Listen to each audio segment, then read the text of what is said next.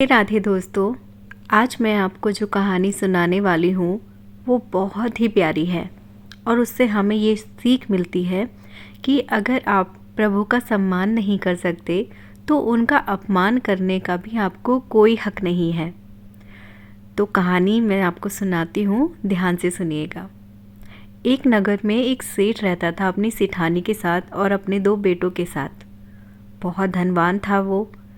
एक दिन प्रभु की इच्छा से उसके मन में ये बात आई कि क्यों ना मैं भी लड्डू गोपाल अपने घर में लेके आऊं। और वो जाता है और छोटे से नन्हे से लड्डू गोपाल को अपने घर ले आता है और बहुत भाव से उनकी सेवा करने लगता है। वहीं उसकी पत्नी जो सेठानी थी, उसको ये बिल्कुल भी रास नहीं आता कि सेठ हर वक्त लड्डू गोपाल मेरा बच्चा, मेरा लड्डू गोपाल यही कहते रहते और उनकी सेवा में लगे रहते। उसे ये सब करने में बहुत आलकस आता था कि इनकी सेवा करनी पड़ेगी, हर वक्त ध्यान रखना पड़ेगा कि कुछ खाया नहीं खाया, नहलाया या क्या कर रहे हैं, सो रहे हैं, ये करना है। उसे ये सब सोच कर भी आलस आता था। एक दिन सेठ अपने काम से नगर से बाहर गया। उस सेठानी ने, उस निर्दयी औरत ने छोटे से लड्डू गोपाल को उठाया और हम सोच भी नहीं सकते कि कोई इतना कठोर कैसे हो सकता है। वो उसे अपने बाहर पीछे के इलाके में लेके गई जहाँ पे उनकी क्यारी वगैरह थी, बगीचे में, और वहाँ पर गड्ढा खोदकर उन नन्हे से लड्डू गोपाल को उसमें दबा दिया। तो आप सोच सकते हैं कि कितनी कठोर रही होगी वो। और ये करके उसे कोई भी थोड़ा भी दुख नहीं था कि मैंने कितना गलत किया। घर में आ गई और जब शाम को सेठ आया बाहर से तो उन्होंने देखा कि लड्डू गोपाल नहीं है और उनका तो बुरा हाल हो गया। वो बहुत रोने लगा, अपने आप को कोसने लगा कि मेरे से ऐसी क्या गलती हो गई कि मेरा बेटा, मेरा लड्डू गोपाल कहाँ चला गया मुझे छोड़कर। लेकिन सेठानी ने तभी भी नहीं बताया कि उसने लड्डू गोपाल को मिट्टी में दबा दिया है और वहाँ चुपचाप खड़ी रही। उनके वियोग में सेठ बहुत दुखी रहने लगा, परेशान रहने लगा, उसकी तबीयत भी खराब रहने लगी। एक दिन उनका माली पीछे के एरिया में खुदाई कर रहा था। उसे बगीचे की सफाई करनी थी तो वो खुदाई कर रहा था। खुदाई करते वक्त उसे वही लड्डू गोपाल मिले। वो बहुत खुश हुआ कि लड्डू गोपाल मिल गए हैं। वो दौड़ा दौड़ा उन्हें अपनी गोदी में उठा के आया और सेठानी के पास जाके बोला कि देखिए सेठानी जी, लड्डू गोपाल मिल गए हैं। सेठानी बोली, धीरे बोल, इतनी ज़ोर से बोलने की क्या ज़रूरत है, और ये कहाँ से तू ले आया लड्डू गोपाल। उसने बताया कि मैं पीछे खुदाई कर रहा था क्यारी लगाने के लिए और वहाँ पे मुझे ये लड्डू गोपाल मिले।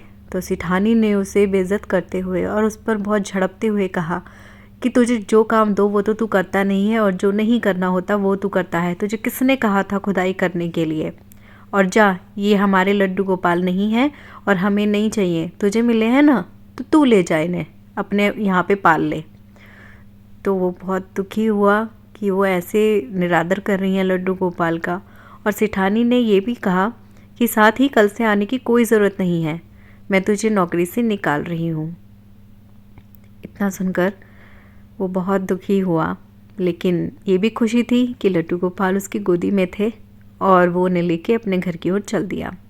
पर सोचता हुआ जा रहा था कि लड्डू गोपाल आए तो हैं, कहते हैं लड्डू गोपाल आते हैं तो सौभाग्य लेके आते हैं, पर पता नहीं ये लड्डू गोपाल मेरा सौभाग्य लेके आए हैं या दुर्भाग्य, क्योंकि इनके आते ही मेरी जॉब चली गई। मुझे नौकरी से सेठानी ने निकाल दिया, न जाने अब क्या होगा। बस यही सोचते सोचते वो घर पहुंच गया। अपनी छोटी सी कुटिया में गया। वहाँ पर उसने आवाज़ लगाया कि देखो कौन आया है हमारे घर। वो दोनों बस पति पत्नी रहते थे, उनकी कोई संतान भी नहीं थी और बहुत गरीब भी थे। लेकिन अपने मन से वो बहुत अमीर थे, अपने हृदय से वो बहुत अमीर थे। पत्नी दौड़ी दौड़ी आई उसकी एक आवाज़ लगाने पर, बोली कौन आया है। उन्होंने देखा कि छोटे से लड्डू गोपाल मिट्टी में सने हुए उसके पति के गोदी में है। उन्होंने जल्दी से अपनी गोदी में वो लिया और कहा कि अरे लड्डू गोपाल आए हैं, मेरा लल्ला आया है। तो बोले कि हाँ। तो पत्नी ने कहा कि मैं तो बहुत खुश हूँ, लड्डू गोपाल हमारे यहाँ आए हैं। और उन्हें बहुत दुलार करने लगी, अपने गले से लगाया, बहुत प्यार किया। बहुत बहुत आदर दिया। तो पति ने कहा कि सब लोग कहते हैं कि लड्डू गोपाल तो सौभाग्य लेके आते हैं, पर पता नहीं कैसा सौभाग्य है या दुर्भाग्य है, एक बुरी खबर भी है। पत्नी ने कहा कि बताइए क्या हुआ। तो उसने कहा कि एक तो ये मैं बहुत खुश हूँ कि लड्डू गोपाल हमारे घर आए, लेकिन एक तरफ ये दुखी हूँ कि सेठानी ने मुझे नौकरी से निकाल दिया। ये सुनकर पत्नी को ज़रा भी दुख नहीं हुआ, क्योंकि वो तो बहुत खुश थी कि हमारे यहाँ नन्हे मुन्ने लड्डू गोपाल आए हैं, मेरा लल्ला आया है। तो पत्नी ने कहा कोई बात नहीं है, आपको कुछ भी दुखी होने की ज़रूरत नहीं है, हमारा ध्यान हमारा बेटा रखेगा, हमारा लड्डू गोपाल। और जैसे भी होगा, जो रूखी सूखी हम खाएंगे हम इसको भी खिलाएंगे, जो भी हम पर बन पड़ेगा वो हम करेंगे। पति बोला लेकिन इनके श्रृंगार के लिए, इनके वस्त्रों के लिए, इनके भोजन के लिए पैसों की तो ज़रूरत पड़ेगी ना। पत्नी ने फिर समझाते हुए कहा कि पति जी आप बिल्कुल भी चिंता ना करिए, अब मेरा बेटा आ गया है, वो सब ठीक करेगा, ये अब उसका घर है और उस पर छोड़ दो। पति भी ये सुनकर खुश हो गया। उसने कहा हाँ तुम ठीक कहती हो, अब तो यही हमारा बेटा है। और बस वो तीनों बहुत प्यार से रहने लगते हैं। जब भी वो काम ढूंढने जाता, लड्डू गोपाल को बता के जाता, ऐसे ही उनके दिन कटते गए। जो भी था उन पे वैसे ही वो अपने बच्चे को, अपने लड्डू गोपाल को रखने लगे। पत्नी बोली कि इनके ऊपर मिट्टी लगी हुई है, मैं इन्हें अच्छे से साफ़ कर देती हूँ। तो वो बोला कि हाँ हाँ, और इन्हें अच्छे से नहला भी देना। तो वो कहती है ठीक है। उनके लिए गुनगुना पानी करती है और उनके ऊपर से मिट्टी उतारती है। तो वो कहती है ये बची हुई मिट्टी मैं कहाँ रखूँ। तो वो कहते हैं कहाँ रखेगी, इसको बाहर जाके क्यारी में डाल दें, जहाँ पे हम फुलवारी लगाते हैं। तो पत्नी कहती है ठीक है। वो उस मिट्टी को इकट्ठा करती है और क्यारी में डाल देती है और लड्डू गोपाल को सुंदर से बहुत अच्छे से तैयार करती है, जो भी उससे बन पड़ता है, और जैसा भी भोग होता है वही उन्हें लगाती है रोज़। अब देखते ही देखते दिन गुजरने लगते हैं। वो तीनों एक परिवार की तरह रहने लगते हैं। एक बार एक अमीर इंसान अपनी गाड़ी में वहाँ से उनकी कुटिया के सामने से निकल रहा था। उसने देखा कि उनकी क्यारी में बहुत सुंदर फूल खिले हैं। उस अमीर आदमी ने अपनी गाड़ी से उतरकर उनके घर के दरवाजे को बजाया, तो अंदर से माली निकल कर आया। उसने कहा जी साहब कहिए। तो उसने कहा कि ये क्यारी तुम्हारी है? कि हाँ ये क्यारी मेरी है। तो उसने कहा ये सुंदर सुंदर फूल तुमने लगाए हैं? तो बोला जी मेरा तो रोज़ का काम है, मैंने ही लगा दिए होंगे। तो वो कहता है कि तुम्हें पता है ये कौन सा फूल है? तो माली कहता है नहीं मुझे ये तो नहीं पता कि ये वाला कौन सा फूल है। तो कहता है कि ये बहुत महंगा फूल है जो विदेशों से सप्लाई किया जाता है भारत में। अगर तुम इसे बाज़ार में जाके बेचोगे तो तुम्हें बहुत अच्छे दाम मिलेंगे। पहले तो माली को यकीन नहीं हुआ, लेकिन उसने कहा कि जब इतना बड़ा इंसान मुझसे कह रहा है तो एक बार मैं बाज़ार में जाके देखता हूँ कि कितना मुझे दाम मिलेगा। क्या पता मेरे फूल 5 रुपये की जगह 10 रुपये में बिक जाए। अब ये सोचता हुआ वो फूल तोड़कर जो भी खिले थे उन्हें लेकर मार्केट चला जाता है। बाज़ार जाकर वो उन्हें बेचने लगता है तो ग्राहक तो उसके बहुत ज़्यादा दाम देने के लिए तैयार थे। तब उसे समझ में आता है कि वो आदमी बिल्कुल सच कह रहा था कि ये बहुत महंगा फूल है। अब वो बाज़ार से जब आता है तो बहुत खुशी खुशी आता है, क्योंकि उस दिन उसकी बहुत अच्छी जो आमदनी हो गई थी। अपनी पत्नी को बताता है कि ये देखो आज तो बहुत अच्छी कमाई हुई है।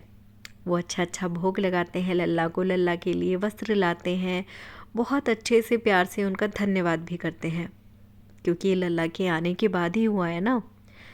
फिर उसके मन में विचार आता है कि क्यों ना मैं इस फूल की खेती करूं। तो वो उन फूलों से ही बीज लेता है और खेत में लगाना शुरू कर देता है। देखते ही देखते फुलवारी बहुत घनी हो जाती है और एक बार वो समय आता है जब उसे वो फूल तोड़कर मार्केट में जाना होता है।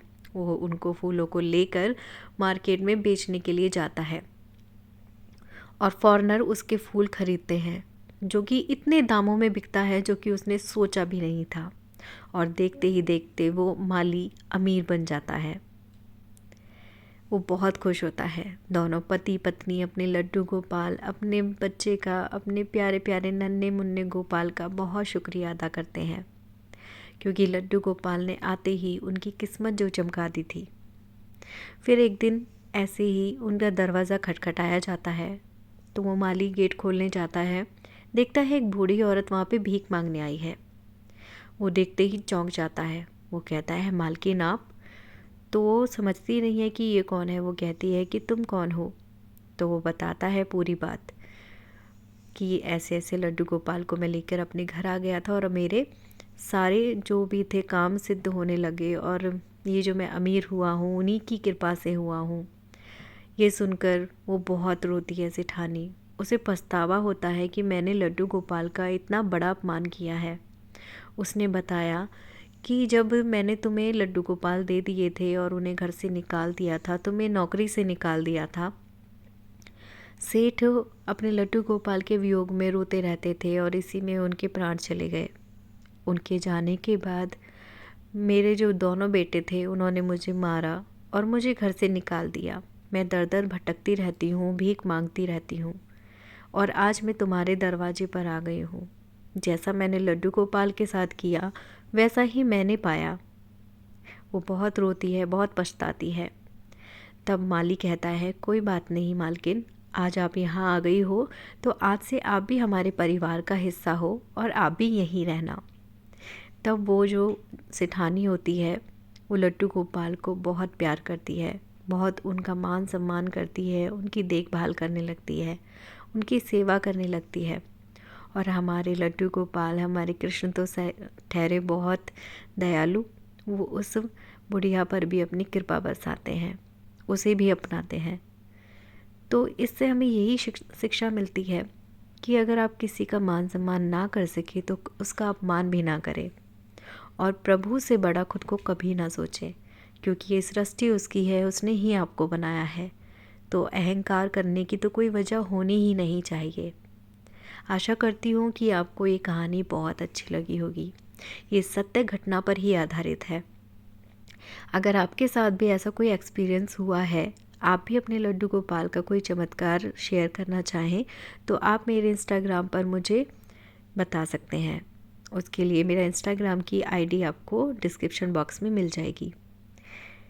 तो वीडियो अच्छी लगी है तो लाइक कर दीजिए और चैनल को सब्सक्राइब करके हमारे परिवार का हिस्सा बन जाइए। मिलते हैं नेक्स्ट वीडियो में। तब तक के लिए राधे राधे, हरे कृष्णा।